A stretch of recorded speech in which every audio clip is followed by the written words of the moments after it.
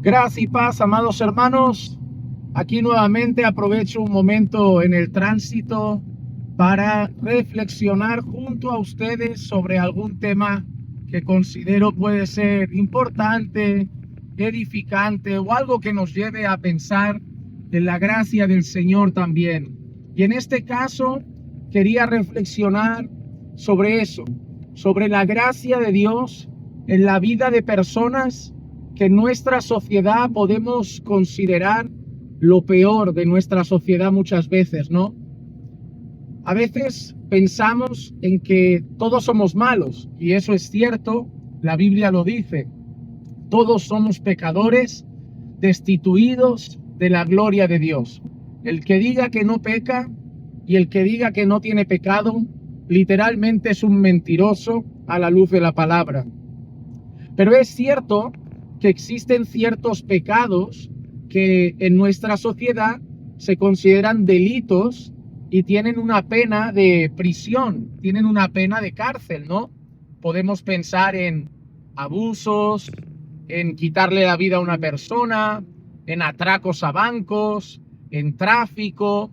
Y la verdad que hay muchos hombres y mujeres en prisiones por haber cometido delitos, por haber cometido pecados que en nuestra sociedad son delitos, y eso lleva a que muchos estén pagando una condena entre rejas. Que también hay que decir que sabemos que hay muchas personas que deberían estar entre rejas, como muchos de nuestros políticos, y están ahí viviendo a la sopa boba, haciendo lo que les da la real gana. Pero bueno, esta es nuestra sociedad, unos pagan y otros no. Al menos tenemos el consuelo de que el día del juicio nadie escapará del justo juicio de Dios. Pero cuando pensamos en las prisiones, no debemos olvidarnos que ahí también llega la gracia de Dios. Por eso, nosotros también tenemos que tener el sentir en nuestro corazón de orar, o al menos yo lo pienso, por aquellas personas que están entre rejas, que están pagando una condena. Algunos, pues la condena será de meses, otros será de años, y algunos tendrán una condena para toda su vida. Pero creo que como creyentes no debemos olvidarnos de los presos. No debemos olvidarnos de aquellas personas que están en la cárcel.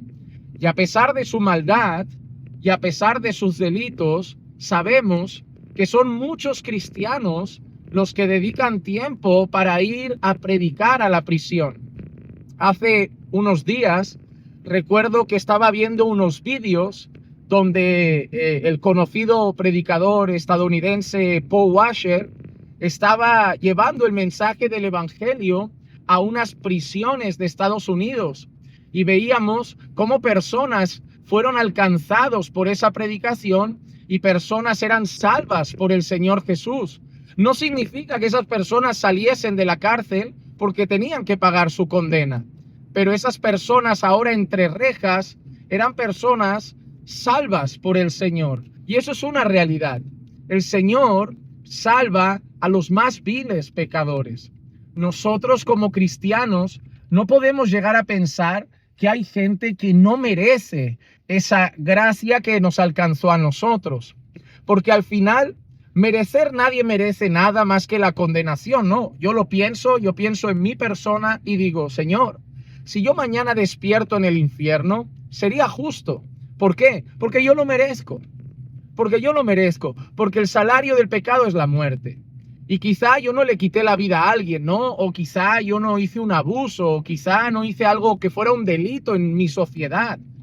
Pero yo soy un pecador y yo merezco la condenación. Y la salvación que tengo es simplemente gracia de Dios. Es gracia, nada más que gracia. Porque ahora no soy yo una persona justa por mi propia justicia. Lo que tengo sobre mí es la justicia de Jesús, que ha sido imputada a mi persona por medio de la fe que he depositado en Cristo. Entonces, yo reconozco que no soy alguien que merece ser salvo, que soy alguien que ha sido alcanzado por ese favor de Dios, por esa gracia de Dios. Y a pesar de que haya personas en la cárcel que hayan cometido actos horribles realmente, ¿no? Actos graves y actos graves contra personas. Y creo firmemente que cada persona tiene que cumplir su pena y la pena correspondiente a su delito. Pero eso no quita que oremos por su salvación. Yo, cuando pienso en esto, pienso en el malhechor de la cruz, ¿no? El malhechor que estaba al lado de Jesús, no aquel, ¿no?, que lo criticó y se burló, sino aquel malhechor que en la cruz del Calvario reconoció su maldad.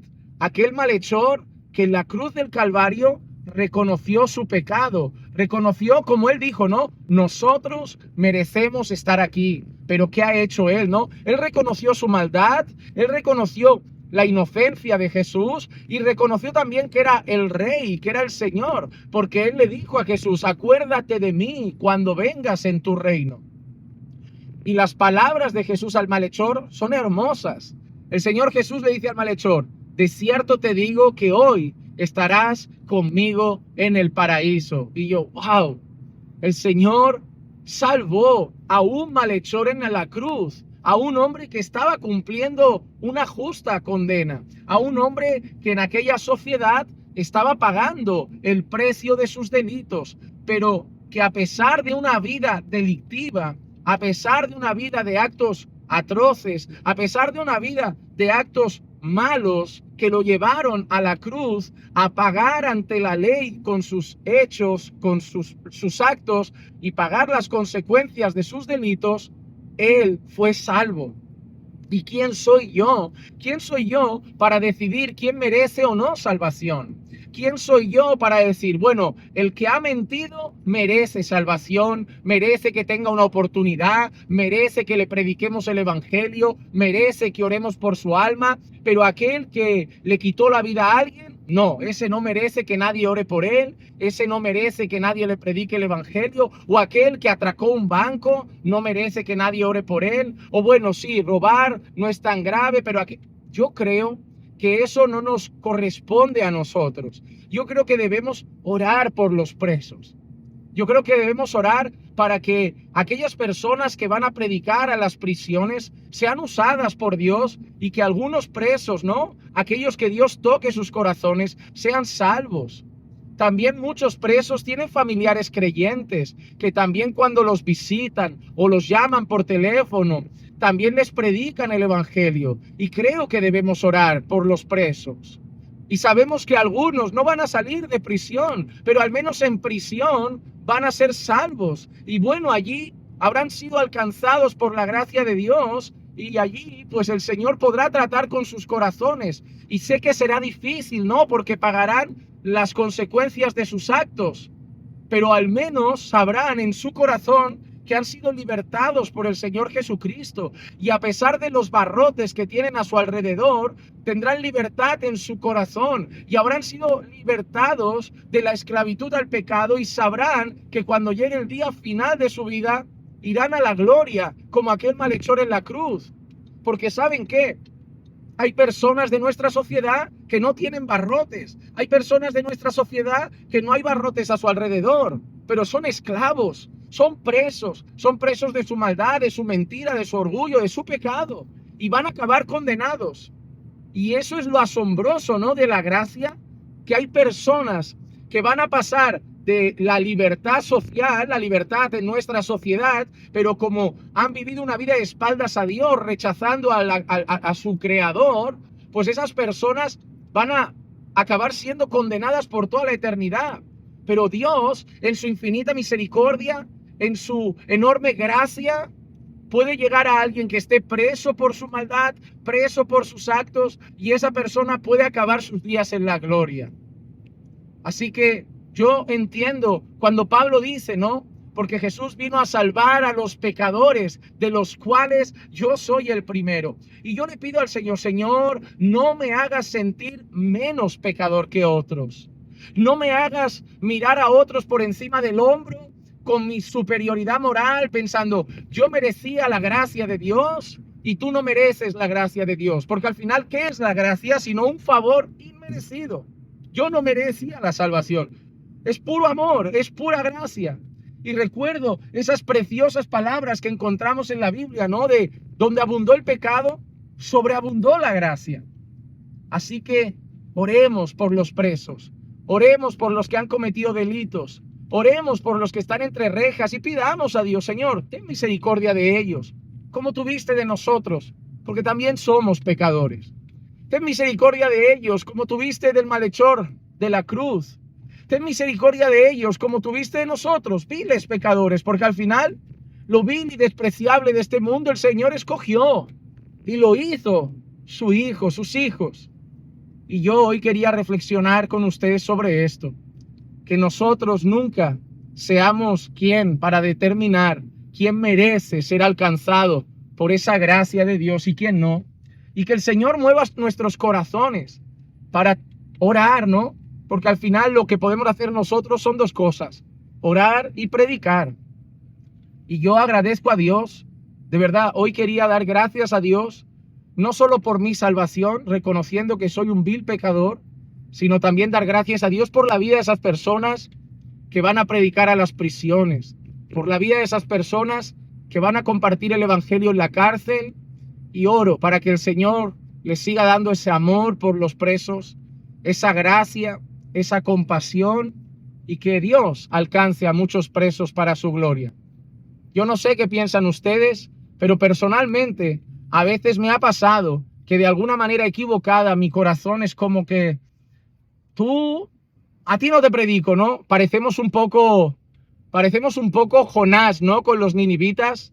Es como, no quiero ir a Nínive. ¿Por qué? Porque sé que Dios es misericordioso y es capaz de salvar a los ninivitas. Y como los ninivitas me parecen horribles, yo no quiero ir a Nínive, porque no quiero que Dios salve a los ninivitas, ¿no? Y Jonás se enfadó.